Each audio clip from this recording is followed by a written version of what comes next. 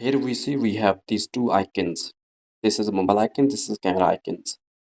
And you don't want these icons there because when our phone is locked, the people can access our camera and the dial pad. So in this video, you are going to learn it, how to remove it. So it's very simple. Just go to the settings, click on the settings, and you have to scroll down. And here you see home screen and lock screen. Simple, click on this, and you have to scroll down again. So we have here lock screen settings. Click on lock screen settings. Here we have few options. You just have to go down. Here you see we have lock screen editing. Lock screen editing. Simple, click on this option. And here, first you have to choose the wallpaper. Click on the select wallpaper. You can choose any wallpaper that you like, okay? Just simple. I just choose it and just continue selecting. Click on this. And now you will have options.